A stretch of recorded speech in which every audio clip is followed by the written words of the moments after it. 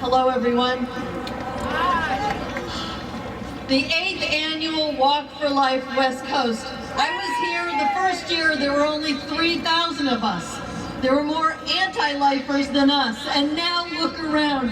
As far as you can see in every direction, there are pro-lifers. Hallelujah.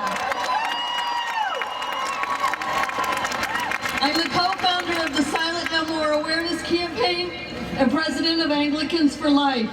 I have had the privilege of working with Priests for Life and Father Frank Pavone and Janet Morana in creating a campaign that breaks the silence of those of us who have had abortions. I have been blessed and humbled to work with and get to know thousands of women and men who regret their abortion. And today I am honored to introduce to you our regional coordinator from Birmingham, Alabama. Her name is Jackie Stalnaker, and in addition to being the coordinator for us, she was the former Miss West Virginia, former national spokesperson for the American Heart Association, and currently she is the executive director for Ignatius Productions. And most of all, she is my friend, and I introduce to you now Jackie Stalnaker.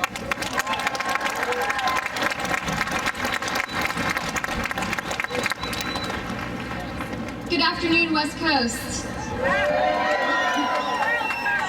It's an honor and a privilege for me to be here with you today. I came public 3 years ago and gave my very first testimony on the stairs of the U.S. Supreme Court, thanks to these two people standing next to me. Through their perseverance and dedication in helping me to seek the healing that I needed, I'm able to speak to you today. And I can't tell you how happy I am to see so many people. I was a little worried last night with the weather. I made an announcement at an engagement that I spoke at last night, but unfortunately my time in California is less than it took me to get here. But the message that I have to deliver to you is worth even 60 seconds of your time. So I appreciate you being here. It was 24 years ago on January the 10th that I made the mistake of my life. I had everything that I had ever hoped for and more throughout my life until that point. My parents had provided a wonderful education, like my sister who spoke earlier. Thanks, Jim. There were several different schools that wanted me. I had done the pageant system to try to help fund my education. I had it all. I wanted to move to Washington, D.C. Okay, how about I hold it? We really want to hear you. I wanted to move to Washington, D.C., so my parents made sure that that happened. I had a fantastic job out of college. I had every single thing going on for me. And I had what I thought was a great boyfriend. That boyfriend and I crossed a boundary. And that boundary that we crossed created a life. And when I talked to him about what had happened, he told me there was no other answer other than abortion. I thought, okay, we can give it a couple of days and I'll try to talk to him and perhaps he'll understand that abortion is not the answer. But I woke up 2 days later with a gun held to the side of my body, and he said to me, it's your life or the child's life. You make that decision today. He walked me to the car. The gun was under the seat of the car. We arrived at the clinic. The gun went back into the side of my body as we processed up the stairs. We walked in the front door. There were pregnant women sitting in that lobby.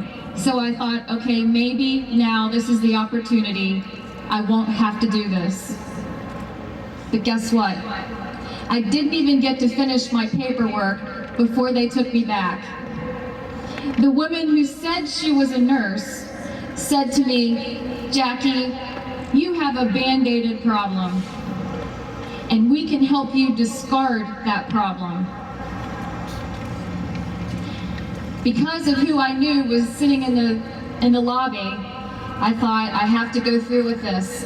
And she led me to believe it was okay. I would have another opportunity to have a child. So in my moment of pure fear and desperation, I allowed this to happen. They took me into the exam room. At the time, they were not giving sonograms, so I wasn't even able to see my child. But I can tell you the very second that my child was dismembered in my body. And for years, I didn't know what particular process had been used. Until recently, I remembered the doctor had told me when I'm screaming in pain and the nurse is holding me down, "Hold on just one more second, Jackie. There's only one more part to remove." So I knew that my child had been dismembered, piece by piece removed from my body.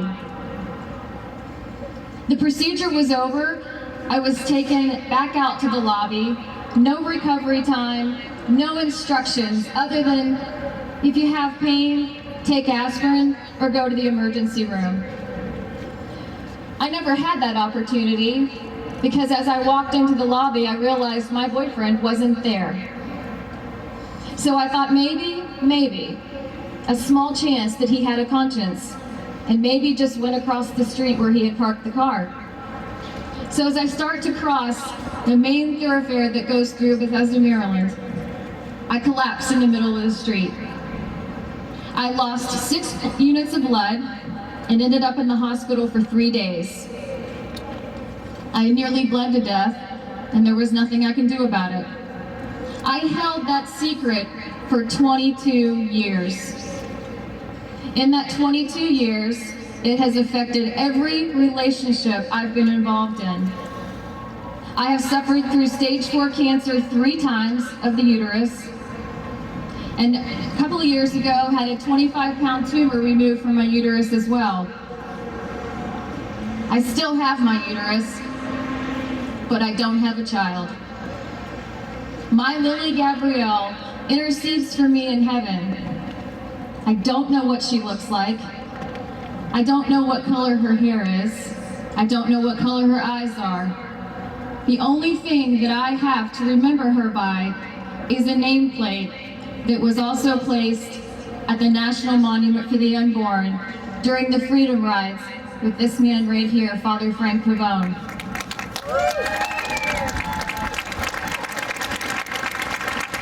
It's through his devotion and dedication to the post-abortive women and the pro-life cause in this country that I had that opportunity. A final place where I can go and leave flowers or a stuffed animal for my daughter because I have nothing. After I decided that I was going to come forward with this, I gave my very first testimony on the Supreme Court stairs 3 years ago. After I did that, I went to my parents and told them what I did. And my mother's last words to me were, "Perhaps you're the one that should have been aborted." For 3 years, we didn't talk. I did receive lilies this past Christmas Eve. So I called my parents for the first time in 3 years. My dad, he's coming around. My mom, she's grieving. She feels like she did something wrong in bringing me up. And I say this to you not to say that my mother is a bad person. My mother's a wonderful person because she chose life, and that leads me here to you today. I asked for your prayers for her and my dad, but I want you to know that this is the type of stuff that absolutely disintegrates your life after you've made this choice. The trauma, the pain, the desperation that I have felt in my life up until this moment has been so overwhelming. There's been times where I've not wanted to be here on this earth. But I realized through the hope with all of you and people around this wonderful country that we live in, and through the leadership of Father Frank Pavone and Georgette Forney, we can continue to persevere to end abortion in this country. So I challenge each of you, if you know someone who's pro-choice, tell them about this story. Tell them about the work we do. Make them listen to us on silentnomore.com. The testimonies are there. The stories speak for themselves. We're real people with real stories to offer to you. Please continue to support us in every way you can. God bless all of you for being here. It's because of you that I can continue to do this work. And it's going to be through you that we end this in our country. God bless you.